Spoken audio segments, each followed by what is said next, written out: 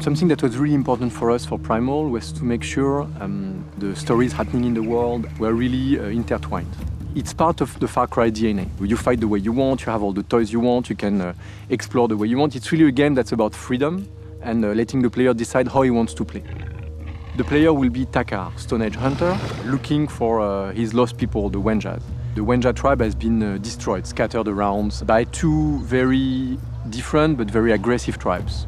In order to reunite the Wenja, Takar will need to go and explore all Oros to try and find the key members of the tribe and get them into a safe haven.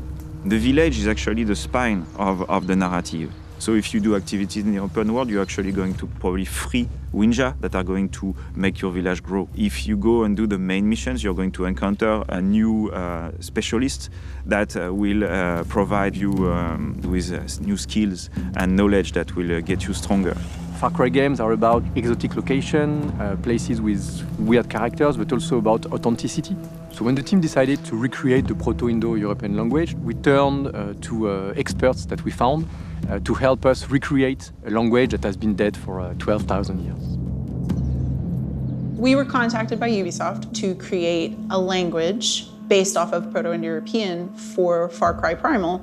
First, we thought it was going to be something small, and then it became clear that the entire game was going to be in at least 2, if not 3, versions of Proto-Indo-European, which is huge. So Proto-Indo-European was a language that was spoken thousands of years ago. It's the source of many languages that are spoken today, languages like English and Spanish and Russian, but also the source of ancient languages like Latin, Greek, and Sanskrit.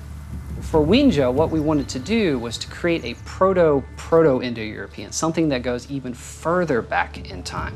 So we looked at certain very ancient features of Proto-Indo-European, and we assumed them to be the baseline for not only the Wenja tribe, but also the Udam.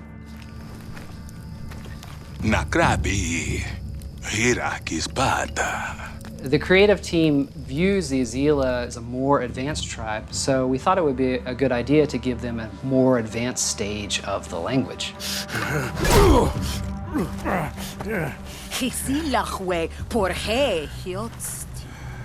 Sometimes we ran into problems where there weren't words that we can reconstruct for Proto-Indo-European. So for example, we know of about 20 different roots for the verb to shine.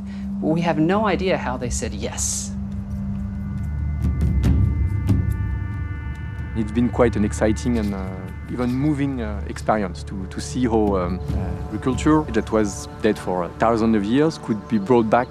We like to produce games that are set in places or times where, in addition to have fun, you could learn a little something or discover something that is part of our world and our cultures. It's this kind of experience we also wanted to show in Primal, show a bit what was the life of Stone Age hunters. And this is what the player will experience.